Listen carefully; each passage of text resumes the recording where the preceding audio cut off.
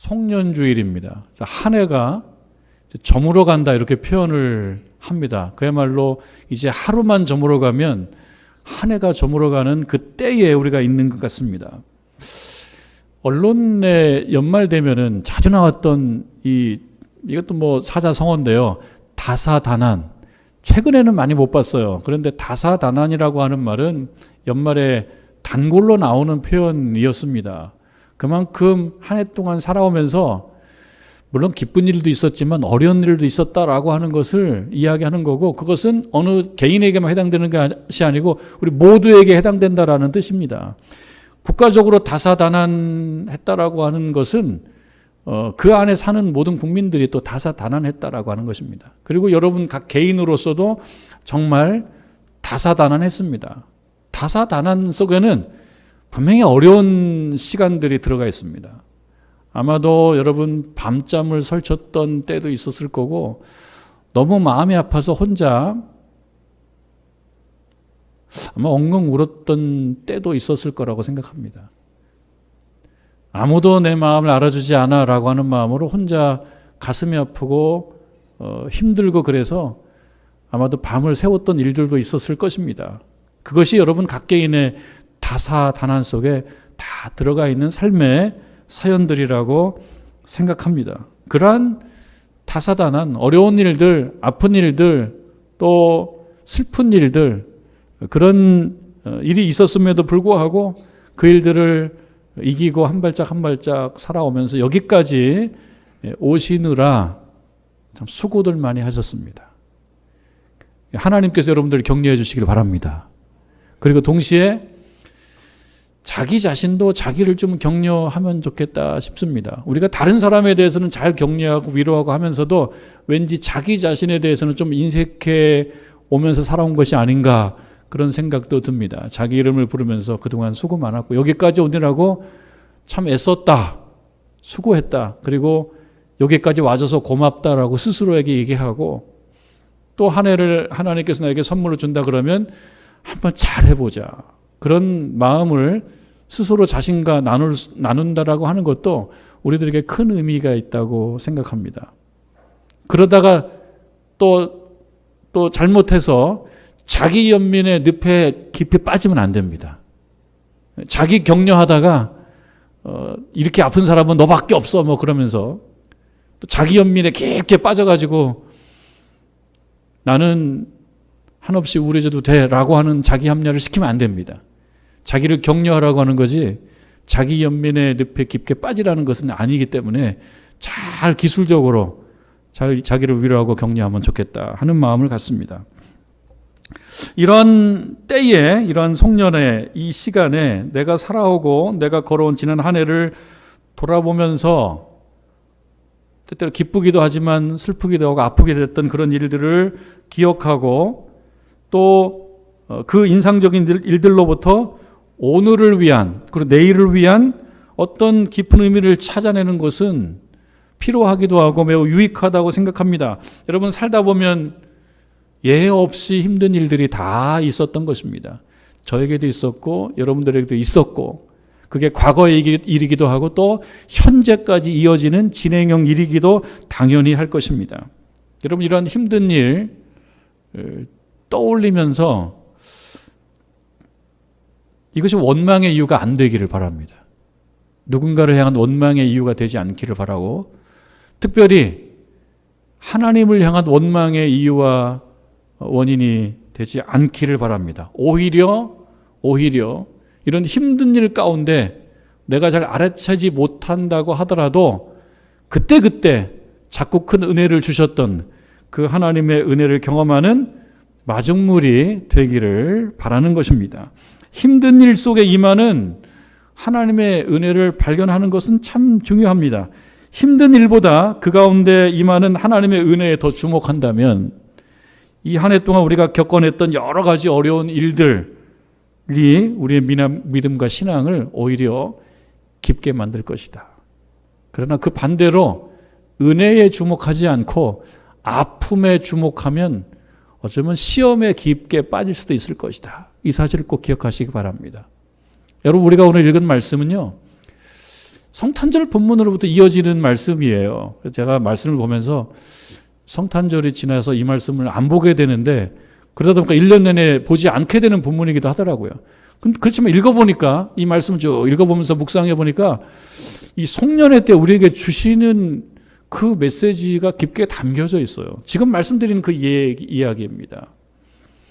그러니까 아픔과 공고함과 당혹스러움과 환란이 있는 그러한 사실 속에 그러나 그곳곳에 또 하나님의 은혜가 있는 그 신앙적 원리가 이 말씀 속에 담겨져 있더라고요.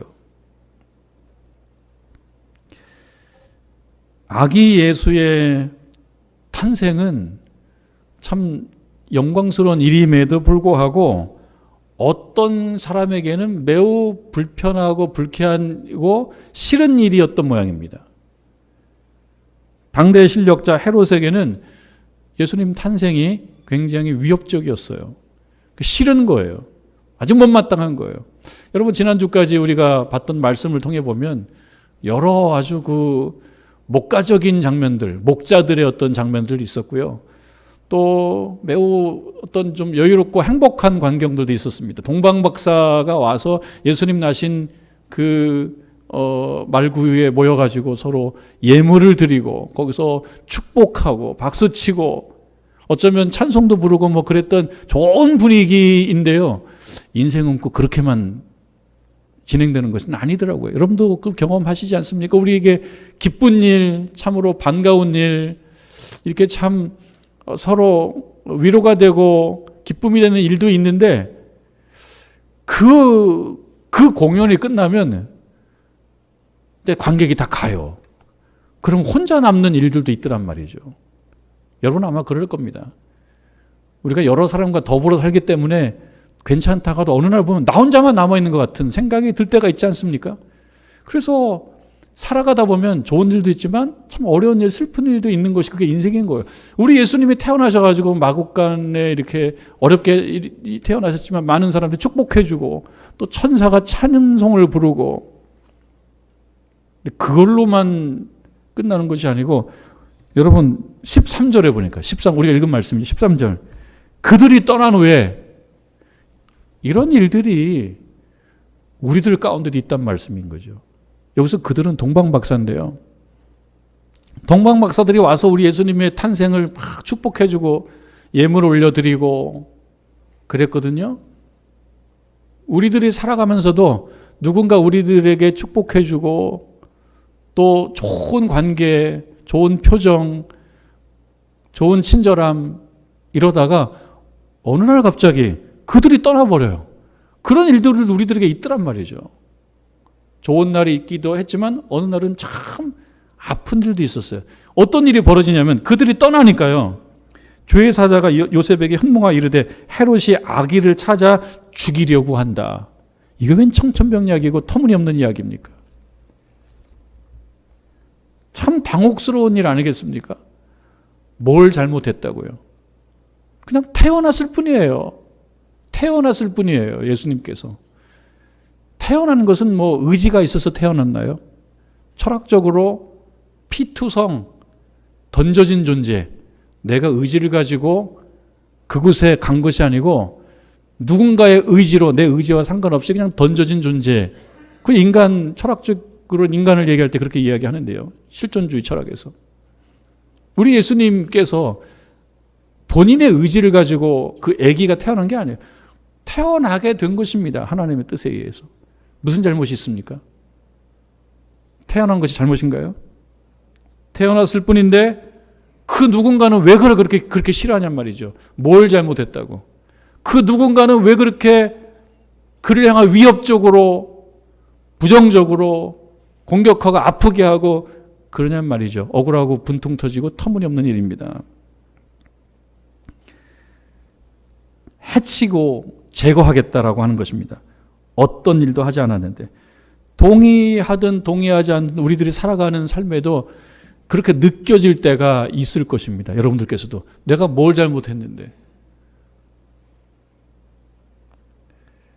2023년도에도 그런 일이 있었을 수도 있습니다. 내가 무슨 잘못을 했길래 내가 이런 험한 일을 겪어야 되냐라고 이야기할 만한 일들을 경험하실 수도 있습니다. 그 당혹스러움 때문에 아마 마음이 많이 힘들 수도 있습니다. 그리고 그렇기 때문에 누군가를 원망하고 싶은 마음이 생겨서 누군가를 원망하다가 누군가를 원망하는 것을 그치지 않고 그 원망의 시선을 조금 들어서 하늘을 바라보면서 하나님이 그러셔서 그랬다고, 왜 나에게 이렇게 하시냐고 라고 원망하셨을 수도 있을 것입니다. 그 아픔과 괴로움의 원인이 하나님이라고 하는 분명한 증거도 없고 단서도 없는데 공연히 하나님께 우리가 트집을 잡을 수도 있습니다. 하나님께서 나를 이렇게 힘들게 한 것이 아니냐고 그 문제의 원인을 하나님께 돌릴 수도 있었던 한 해가 아마 2023년도일 수도 있습니다. 어쩌면 요셉의 그 일가도 아니 무슨 잘못했다고요. 태어난 것뿐이고 호적하라고 해서 베들레헴으로 온 것뿐인데 이제는 내가 태어났다고, 내 자녀가 태어났다고 모든 어려운 일들이 생기게 되고 참 당혹스럽고 당황스럽습니다. 그 다음에 어떤 일이 이어지나 한번 볼까요? 주의 사자가 요셉에게 현몽하여 말씀하는 거예요. 헤롯이 아기를 찾아 죽이려고 하니 일어나 아기와 그의 어머니를 데리고 애굽으로 피하라. 이것을 두 가지 시각으로 볼 수가 있을 것 같습니다. 죽이려고 하니까 피하라. 그러니까 누군가 나를 죽이려고 하기 때문에 밀려 쫓겨서 어디로 가야 되는 인생, 그렇게 생각하면 참 한탄스럽고 참 뭔가 이렇게 스스로 참 안됐고 불쌍하다라는 시각으로 자신을 볼 수가 있을 것입니다.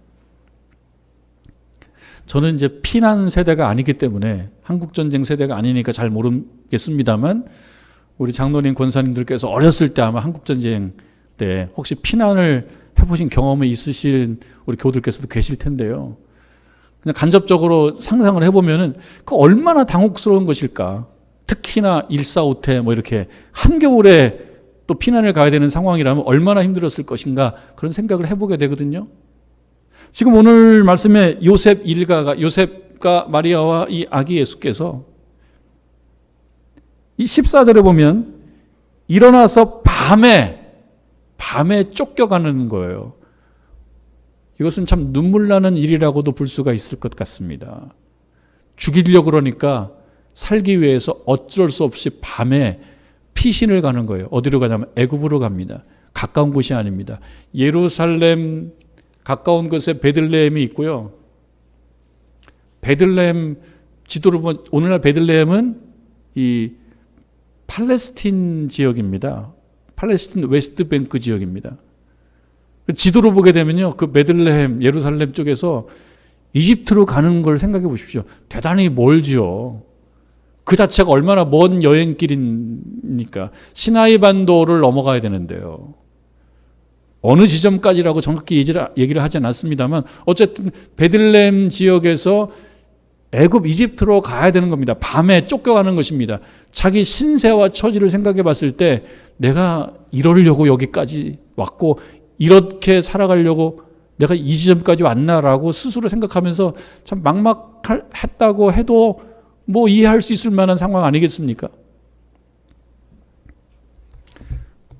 자, 이런 한 시각이 있지만 또 한 가지는요, 어떤 시각이 있을 수 있냐면 하나님께서 꿈이라고 하는 방법으로 계시해 주셨습니다. 그래서 뭐라고 말씀하냐면 피하라, 애굽으로 피하라. 내가 이렇게 대우를 받으려고 이렇게 살아왔나라고 하는 시각도 있지만 또 하나는 그럼에도 불구하고 뭔가 나를 도와주는, 뭔가 나를 돕는 그러한 힘의 개입과 간섭이 있는 것입니다. 감동할 지점이죠. 이 부분이 사실은 감동할 지점입니다. 힘들다고 해서 감동이 없는 건 아닙니다.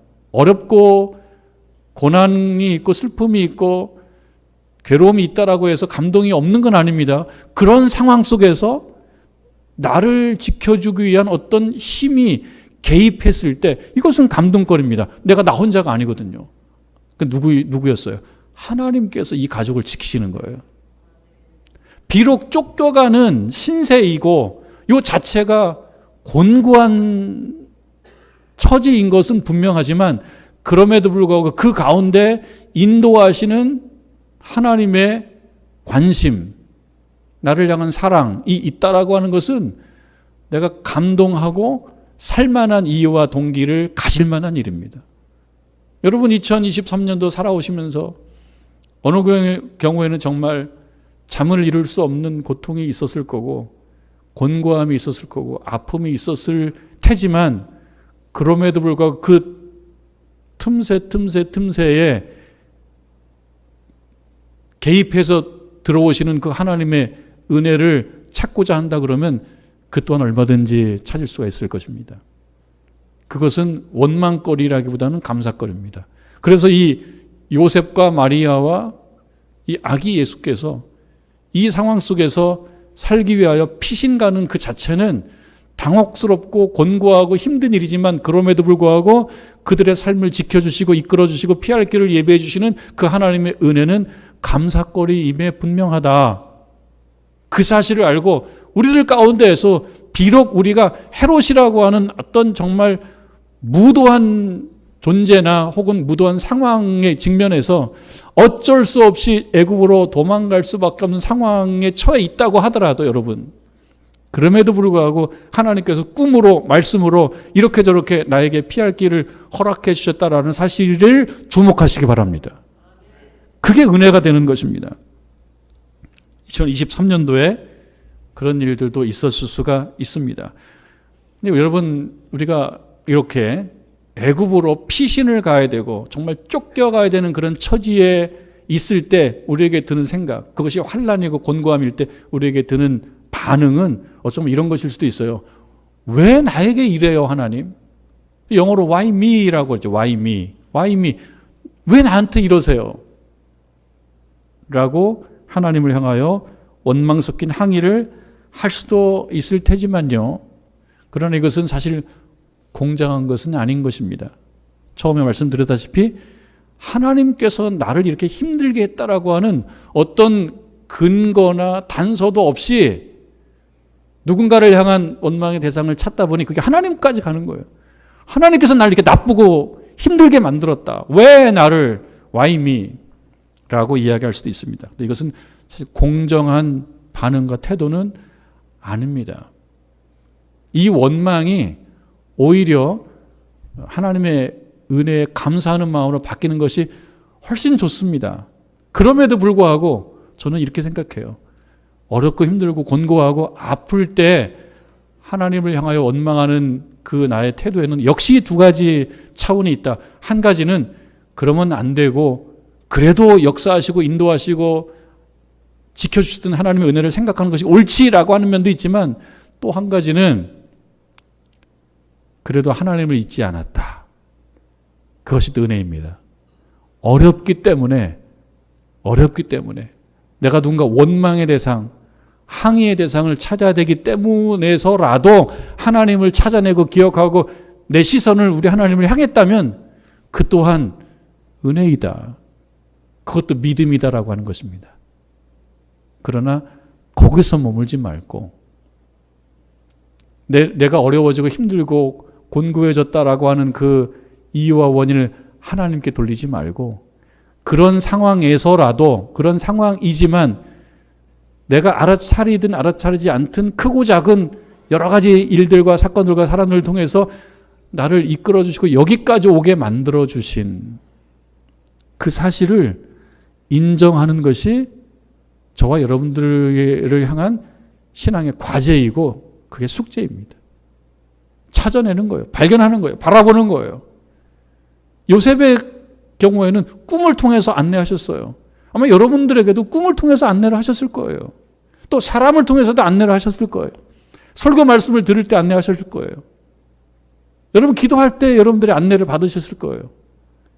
그 부분을 주목하는 것이 필요한 것입니다. 왜 나에게 이런 힘든 일을 주세요?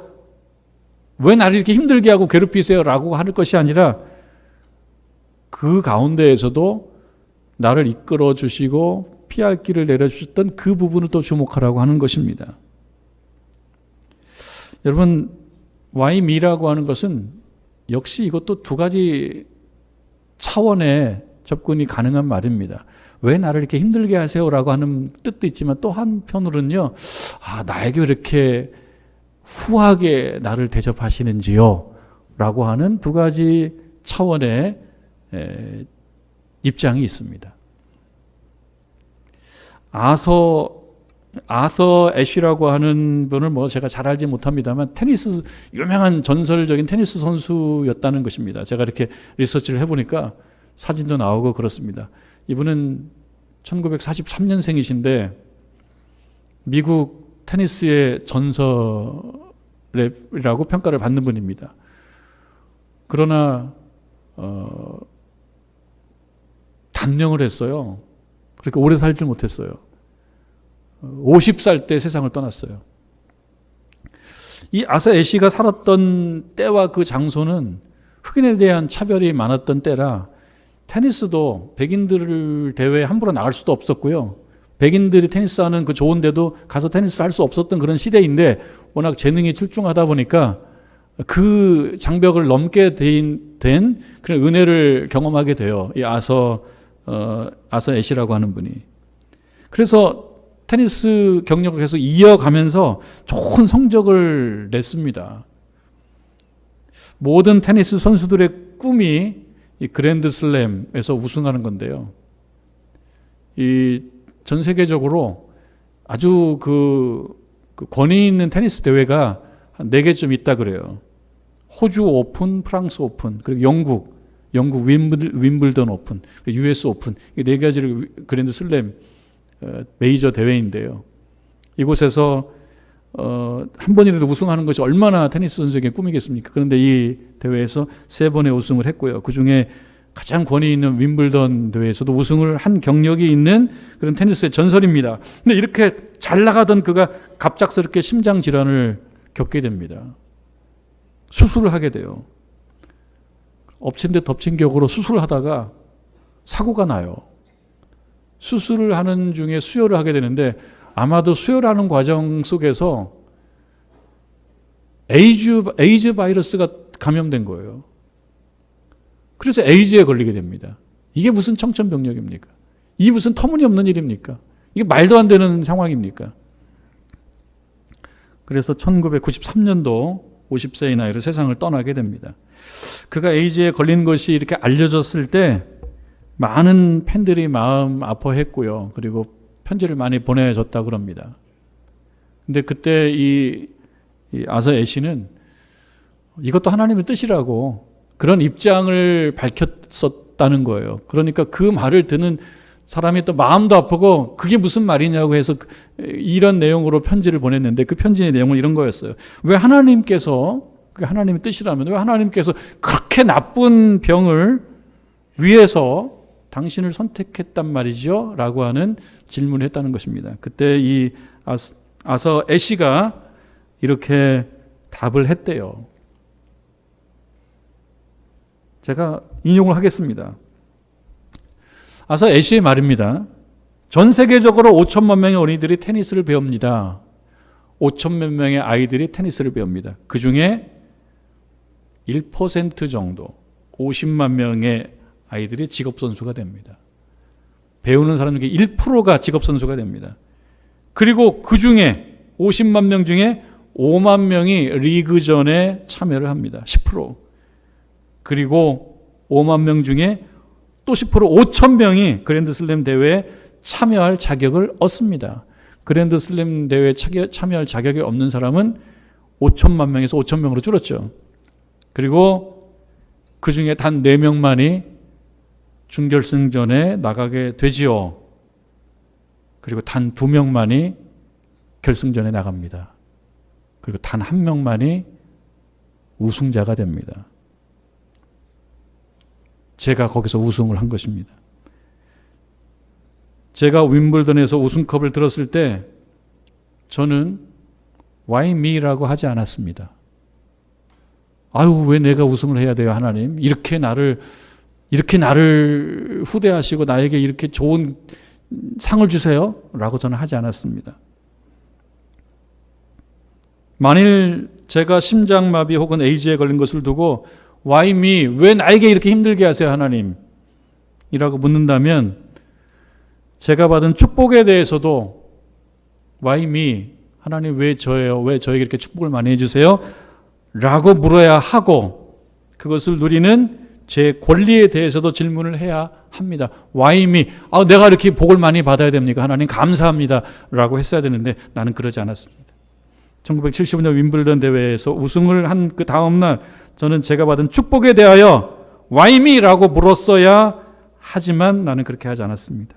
만약 저의 승리에 대해서 Why me? 라고 묻지 않았다면 저의 실패와 재앙에 대해서도 왜 접니까? 하나님 왜 나냐고요? 왜 내가 애굽으로 쫓겨가야 되고 내가 왜 헤롯의 미움을 받아야 되고 내가 왜 이렇게 인생의 괴로움과 쓴맛을 받아야 됩니까? 라고 묻지 않아야 합니다. 라고 대답했다는 거예요. 그래서 우리가 어려움을 겪을 때 하나님을 향하여 왜 나 이렇게 힘들게 하세요? 하나님, 이것은 하나의 신앙의 표현이고 믿음의 표현인 것 같아요. 제가 생각할 때는. 여러분들 어려움을 겪을 때, 눈물 나는 일을 겪을 때, 곤고함을 겪을 때, 아픔을 겪을 때 하나님 왜 나를 이렇게 힘들게 하세요? 라고 얘기하는 것이 공정하지는 않지만 그러나 그것도 믿음의 표현이라고 생각을 합니다.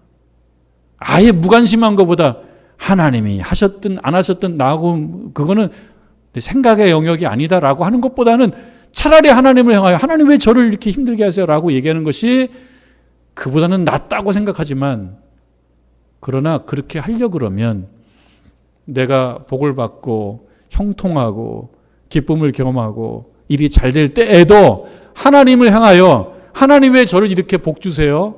참 감사해요라고 했어야 한다는 것입니다. 그런 의미에서 Why me라고 하는 것은 하나님을 향하여 왜 접니까? 라고 얘기할 때 그것은 공정해야 된다. 여러분 애굽에 내려간 요셉 가족이 얼마 동안 그곳에 살았습니다. 이곳에서 삶에 대해서 여유가 당연히 없었겠죠. 나름대로 힘들었지 않겠습니까? 쫓겨가서 타국에서 잠시 사는 것이 어렵지 않겠습니까? 이러한 때에 다시 하나님 말씀이 임합니다. 그것이 여러분 19절 헤롯이 죽은 후에 주의 사자가 애굽에서 요셉에게 현몽하여 이르되 다시 나타나요. 20절 일어나 아기와 그의 어머니를 데리고 이스라엘 땅으로 가라. 이제 이스라엘로 다시 가라. 문제가 해결됐다는 겁니다. 21절 요셉이 일어나 이스라엘 땅으로 들어가니라. 하나님께서 또 계시하십니다. 이스라엘로 가라. 이스라엘 땅으로 가라. 그러니까 일어나서 갔다. 이것이 다예요. 단순하지 않습니까? 이것이 믿음인 거죠. 사실 우리에게 주신 하나님의 말씀을 듣고 단순하게 순종하는 것이 믿음인 거예요. 여러분 2023년도 이 12월 송년주일에 하나님께서 여러분 마음속에 말씀하시기를 저는 바라요. 무슨 말씀이냐면 아무개야 이스라엘 땅으로 가. 그럴 때 예 가겠습니다. 일어나 가야 되는 겁니다. 근데 그 이스라엘 땅은요 공간적인 어떤 지점이기도 하고 공간적인 어떤 곳이기도 하지만 또 하나는 공간적인 것이 아니고 여러분들이 택해야 되는 어떤 결심 혹은 태도, 반응, 마음가짐일 수도 있어요. 지금 이 시점에 하나님께서 우리들 향하여 이스라엘 땅으로 가라. 그럼 우리가 한 반응할 수 있는 건 두 가지 아닙니까? 저 싫어요. 안 가요. 왜 지금 나한테 가라고 했나? 갈 형편이 아니에요. 내 형편을 아십니까? 하나님이? 내가 지금 이스라엘 땅으로 갈 상황이 아닌 거 아시잖아요. 라고 할 수도 있습니다. 그러나 이 모든 사정을 다 제쳐두고 예 알겠습니다. 그것이 믿음인 거예요. 여러분을 향하여 말씀합니다. 이스라엘 땅으로 가. 그 얘기는 뭐예요? 이렇게 살아 앞으로. 이런 마음을 먹어. 이런 태도를 가져. 이런 반응을 보여. 라고 얘기했을 때 우리가 하나님께 말할 수 있어요. 하나님이 제 사정을 알기나 합니까? 내가 얼마나 힘들었는지 알기나 아세요? 지금 내가 이 상황이 얼마나 아픈지 알기나 아세요? 라고 말할 수도 있어요. 그러나 요셉은 그 가족들과 함께 일어나 갔다. 그냥 그게 단 거예요. 여러분 2023년도 송년주일에 우리가 생각해야 될 것은 살아온 날들 동안에 어려움도 있고 아픔도 있고 괴로움도 있고 그것은 지금 진행형일 수도 있지만 그럼에도 불구하고 그때마다 주의 영이 우리 꿈에 나타나서 말씀처럼 현몽하는 거예요. 나타나셔서 지시하시고 이끌어주시고 피할 길을 예비해 주시고 여기까지 오게 만들어 주셨다라는 그 사실을 주목하시기 바랍니다. 그리고 2024년도를 향하여 우리가 갈 때 하나님께서 이제 이스라엘 땅으로 가라라고 말씀하실 때 그 이스라엘 땅은 각자에게 다른 것이겠습니다만 그것을 분명히 마음으로 받고 순종하며 내 하나님 2024년도에 그 이스라엘 땅이라고 이야기하는 그 지점, 그 자세, 그 태도, 그 마음가짐을 내가 실천하고 그렇게 하기 위해서 노력하겠습니다 라고 순종하며 나아가는 저와 여러분 되기를 주님의 이름으로 축원합니다.